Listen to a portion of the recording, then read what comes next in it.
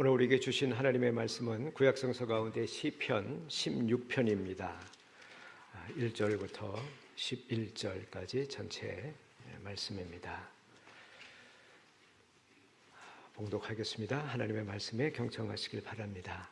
하나님, 나를 지켜주십시오. 내가 주님께로 피합니다.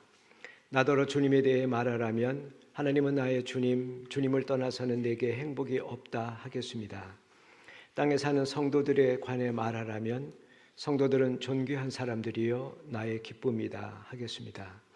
다른 신들을 섬기는 자들은 더욱더 고통을 당할 것이다. 나는 그들처럼 피로 빚은 제사수를 그 신들에게 바치지 않겠으며 나의 입에 그 신들의 이름도 올리지 않겠다. 아 주님, 주님이야말로 내가 받을 유산의 몫입니다. 주님께서는 나에게 필요한 모든 복을 내려주십니다. 나의 미래는 주님이 책임지십니다. 줄로 재어서 나에게 주신 그 땅은 기름진 곳입니다. 참으로 나는 빛나는 유산을 물려받았습니다. 주님께서 날마다 좋은 생각을 주시며 밤마다 나의 마음에 교훈을 주시니 내가 주님을 찬양합니다. 주님은 언제나 나와 함께 계시는 분, 그가 나의 오른쪽에 계시니 나는 흔들리지 않는다. 주님 참 감사합니다. 이 마음은 기쁨으로 가득 차고 이 몸도 아무 해를 두려워하지 않는 까닭은 주님께서 나를 보호하셔서 죽음의 세력이 나의 생명을 삼키지 못하게 하실 것이며 주님의 거룩한 자를 죽음의 세계에 버리지 않으실 것이기 때문입니다. 주님께서 몸소 생명의 길을 나에게 보여주시니 주님을 모시고 사는 삶의 기쁨이 넘칩니다. 주님께서 내 오른쪽에 계시니 이 큰 즐거움이 영원토록 이어질 것입니다. 아멘. 우리 가운데 그런 일이 없기를 바라지만 살다 보면 위기를 경험할 때가 있습니다. 더 이상 버틸 힘이 없다라고 느낄 때가 있을 수 있습니다. 영끌이라고 하는 말을 합니다. 영혼을 다 끌어모아갖고 다 긁어 모아서 사업을 했거나 주식을 했거나 그랬다가 폭삭하는 그런 경우가 있습니다. 또 아주 믿고 사랑했던 사람으로부터 버림을 받는 그런 아픔도 있고요. 또 가족의 상실도 있고 사연을 말하라면 아주 수많은 사연들이 있습니다. 예를 들면 전혀 예상하지 못했는데 충격적인 진단을 받습니다. 그럴 때 버틸 힘이 없이 주저앉는 그런 위기를 경험할 때가 있습니다.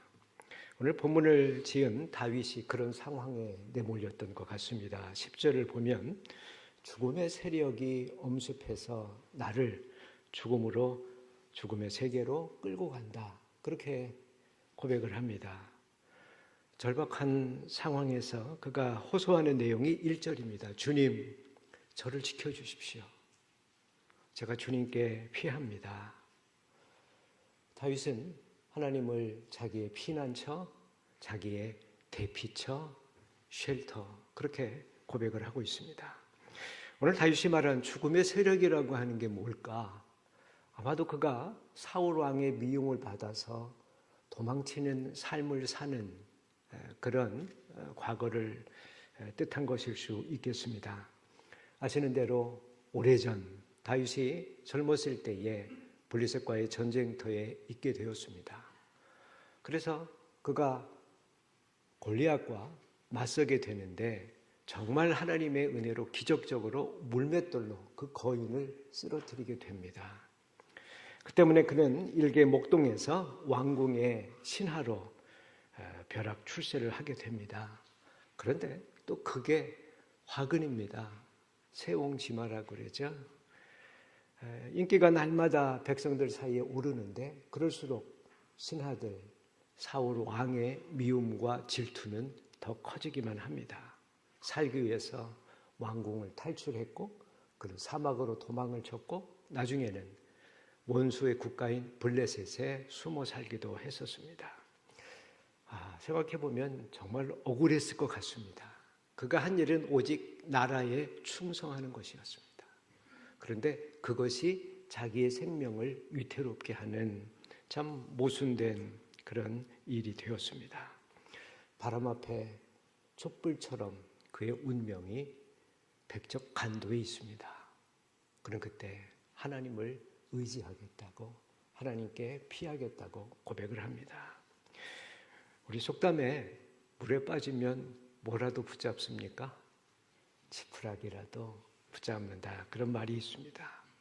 큰 위기 앞에 서면 그 두려움과 불안 때문에 갑자기 머리는 작동하지 않습니다. 멍해집니다. 어찌할 바를. 그래서 무엇이든지 그것이 지푸라기라도 잡고 싶고 아무 사람이나 붙잡고 도와주었으면 하는 생각을 하게 됩니다. 바로 그런 심정을, 그런 마음을 이용하는 것이 악마입니다. 사탄이 그런 위기를 이용합니다. 사탄이 우리의 영적 삶을 파괴하고 유혹하는 그 시험이 저는 두 가지 단계가 있다고 생각합니다. 하나는 욥을 공격하듯이 무차별적으로 온갖 어려움들을 한꺼번에 주는 겁니다. 그래서 스스로 무너지게 하는 거죠. 또 하나는 거기에 무너지지 않으면 다른 하나의 길이 있습니다. 그것은 피할 길로 보이는데 실은 헤어나올 수 없는 그 영혼을 영원히 망가뜨리는 우상 숭배의 길입니다.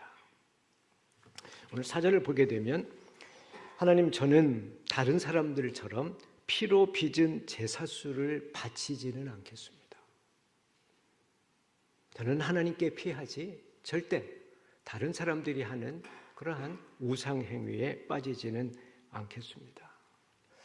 여러분, 우리가 지금 인공지능 시대, 최첨단 과학기술 시대를 살아갑니다. 그런데도요, 이런 시대인데도 미신과 우상숭배는 여전히 사라지지 않고 있습니다.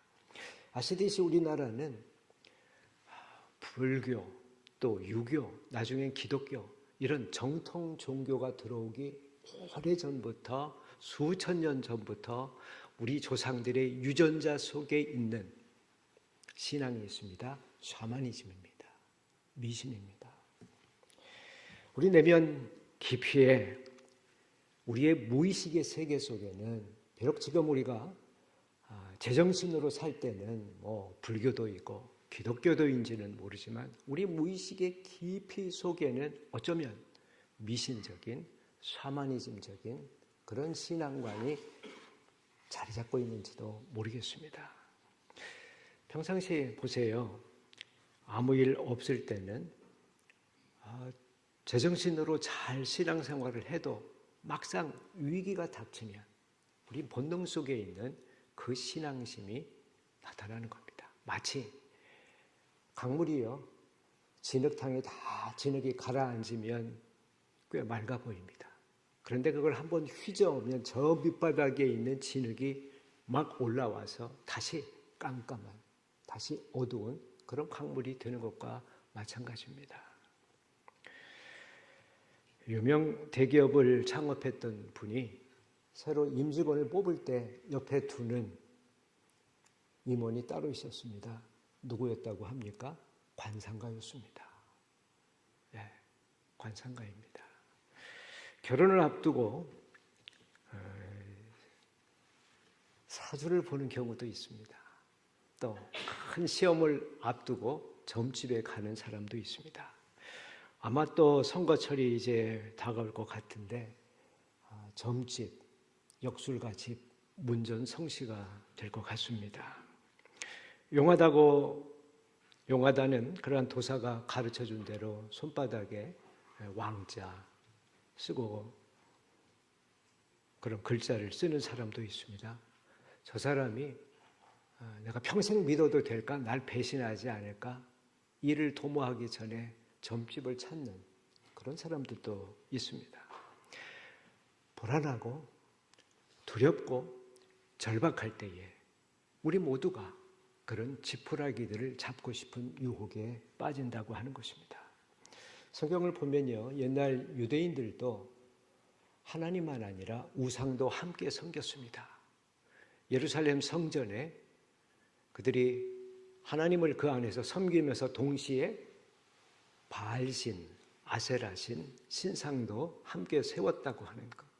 그래서 예언자들이 내내 성경에 나오는 이스라엘의 종교 역사 속에서 그 계속되는 종교 개혁은 바로 그런 우상들, 하나님을 대체하는 우상이 아니라 하나님과 함께, 하나님과 더불어 하나님 옆에다가 다른 신들을 섬기는 그런 신앙이 그들 가운데 끊임없이 존재했습니다. 오늘 다윗이 말한 피로 빚은 제사술, 그것은 아예 대놓고 인신공양 그런 거를 염두에 두었을 것이다, 그렇게 해석할 수도 있습니다. 고대 역사를 보면 큰 재난 앞에서 큰 재난을 해결해 달라고 혹은 국가의 안녕을 위해서 인신공양을 하는 그러한 종교들이 고대 원시 사회에 있었습니다. 아시는 대로 성경에 나오는 몰록 혹은 몰렉 신앙이요, 인신공양 신앙이었습니다. 저 남미의 아즈텍에 가면 거기도 역시 사람의 생명을 갖다 바치는 인신공양이 있습니다. 실제로 우리 역사에 그런 일이 있었는지는 알 수 없지만 심청전을 보면 인당수에 빠져서 아버지를 살리는 그런 인신공양 행위도 있었습니다. 야만적이고 광기가 어린 그러한 고대 사회의 현상이었습니다. 그런데 그런 야만적인 일이 현대 사회에도 변형된 형태로 나타나는 경우가 있다고 하는 겁니다. 다시 말하면 생명을 살리시는 하나님, 그 하나님의 뜻을 잘못 알아서 생명을 죽이는 그런 우상 신앙으로 변하는 일들이 있다고 하는 겁니다. 다른 사람의 생명만 갖다 바치는 게 아닙니다. 때로는 자기 생명도 그 우상에게 갖다 바칩니다. 이러다 내가 죽지. 그러나 욕망에 사로잡혀서 그것이 성공이든 혹은 부에 대한 것이든 그 욕망에 사로잡혀서 자기 목숨이, 이러다가 자기 목숨이 해가 될 것이라고 하는 것을 알면서도 거기에 자기 목숨을 거는 그런 우상 숭배적인 일들이 우리들 가운데 여전히 일어난다고 하는 것입니다. 다윗은 현명한 사람이었습니다. 그래서 그는 이렇게 얘기하죠. 하나님, 나는 다른 사람들처럼 그렇게 그럴듯하게 제사술, 피로 빚은 제사술을 바치면 될 거라 생각하지 않고 오직 당신께만 피하겠습니다. 당신만 의지하겠습니다. 다른 신들의 이름은 아예 제 입에 올리지도 않겠습니다. 그렇게 고백을 합니다. 절박함 앞에서, 절박하기 때문에 그럴수록 더 다윗은 하나님을 의지하고 하나님께 가까이 나아갔습니다. 1절, 하나님, 제가 주님께로 피합니다. 2절을 보게 되면 하나님, 당신은 나의 주님이시고 당신을 떠나서는 내게 행복이 없습니다. 내가 행복할지 아니면 불행한 삶을 살지 그것은 당신께 달려 있습니다. 하나님이 아닌 데서 다른 어떤 것에서도 내가 행복을 찾으려 하지 않겠습니다. 하나님 한 분만으로 만족하고 하나님 안에서만 행복을 누리겠습니다. 그래서 5절에 다윗은 이렇게 고백을 합니다. 주님은 내가 받을 유산입니다. 지금 이 배경은요, 이스라엘의 역사와 관련되어 있습니다. 여호수아 때 가나안에 들어가게 됩니다. 12부족에 각각 땅을 나누어 주게 됩니다. 그런데 한 부족은 제외시켰습니다. 아시는 대로 레위족입니다. 민수기를 보게 되면 땅 분배를 하면서 레위족을 제외하는데 그때 여호수아가 여호수아 입을 통해서 하나님께서 이렇게 얘기하십니다. 저들은 나를 섬기는 일, 성전에서의 예배 행위를 맡아서 하는 사람들이기에 저들은 땅을 분배받지 못할 것이다. 그러나 내가 그들의 몫이 될 것이다. 저들은 비록 땅을 받지는 못할지 몰라도 내가 그들의 유산이 될 것이다. 그렇게 약속을 하셨습니다. 글쎄요, 한번 상상해 봤습니다. 그때 레위 지파 사람들이 어떻게 반응했을지. 야, 보이지도 않는 하나님의 약속을 믿고 차라리 저 확실히 보이는 저 땅을 받는 게 더 낫지 않을까? 게다가요, 레위 지파는 다른 지파들이 11조를 드리는 헌금을 통해서 생계를 유지해야 하는, 어쩌면 그런 것들이 자존심 상할 일들이 아니었겠습니까? 마치 탁발승처럼 살아야 하는 것. 비슷한 이야기는요, 신약 성경에도 나옵니다. 누가복음 15장 탕자의 비유를 보게 되면 아시는 대로 작은 아들이 나갔다가 돌아옵니다. 잔치를 여는데 큰아들이 그 잔치에 참여하지 않습니다. 아버지가 나와서 타이릅니다. 얘야, 저 아들은 지껏 다 받아갖고 가서 탕진했고 이제 남은 모든 것, 내가 갖고 온 모든 것은 이제 다 네 거 아니냐. 저놈은 지껏 다 받아 썼어.